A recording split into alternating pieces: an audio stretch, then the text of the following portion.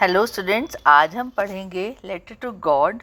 यह कहानी जी.एल. फिंटस द्वारा लिखी गई है और यह कहानी सीबीएसई और स्टेट बोर्ड दोनों पाठ्यक्रम में सम्मिलित की गई है। यह कहानी एक गरीब किसान लेंचो के विषय में है जो भगवान को पत्र लिखता है। आइए समझते हैं। Lencho had predicted big drops of rain began to fall. Lencho ने अनुमान लगाया था और बारिश की बड़ी बड़ी बूंदें गिरनी शुरू हो गईं।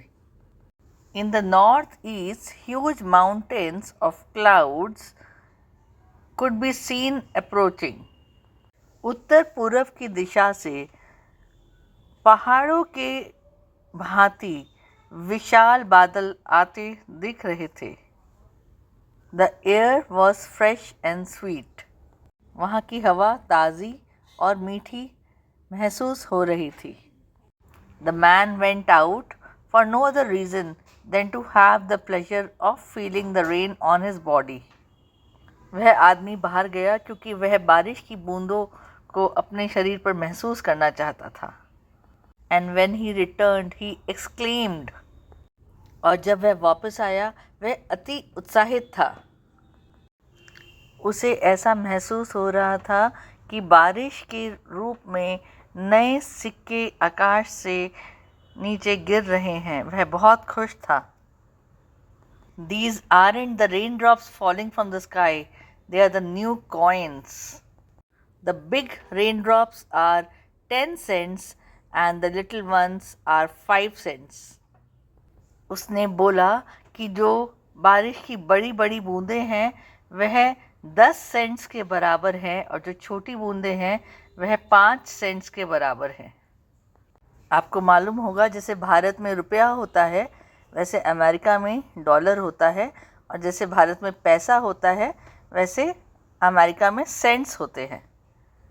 वह अत्यंत संतुष्ट महसूस कर रहा था। उसे अपने तैयार मक्के की खेती देखकर अत्यंत खुशी महसूस हो रही थी। उसका पूरा खेत बारिश की बूंदों से ढक गया था। But suddenly a strong wind began to blow. पर अचानक उस बरसात ने तूफान का रूप ले लिया। And along with the rain, very heavy, large hailstorm began to fall. और बारिश के साथ भयानक ओलावृष्टि होने लगी। These truly did resemble new silver coins. यह ओलावृष्टि एकदम नए चमकते हुए चांदी के कॉइन्स की तरह दिख रही थी। The boys exposing themselves to the rain ran out to collect the frozen pearls. गांव के लड़के अति उत्साहित थे और वे बर्फ के ओले इकट्ठा करने के लिए खेतों में भागने लगे। It's really getting bad now, exclaimed the man. I hope it passes quickly. Lencho ने परेशान होकर बोला कि यह बहुत खराब हो रहा है। उम्मीद करता हूँ कि यह भयानक ओलावृष्टि जल्दी ही बंद हो जाएगी। For an hour the hail rained on the house, the garden, the hillside, the cornfield, on the whole valley. लगभग 1 घंटे तक भयंकर ओलावृष्टि होती रही। पहाड़ों पर, खेतों में, घरों के ऊपर, लगभग सभी जगहों पर ओलावृष्टि हो रही थी। The field was white as if covered with salt. पूरा मैदान सफ़ेद हो गया था जैसे उस पर नमक की एक चादर बिछा दी गई हो।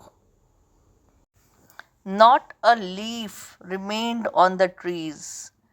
पेड़ों पर एक भी पत्ता बाकी ना रहा। The corn was totally destroyed.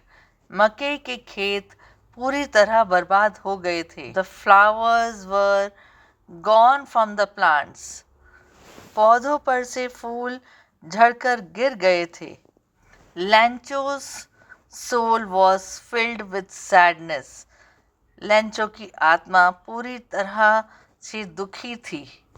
When the storm had passed, he stood in the middle of the field and said to his sons, जब तूफान रुक गया तब वह अपने खेतों के बीच में खड़ा हो गया और उसने अपने बेटों से कहा, The plague of locusts would have left more than this.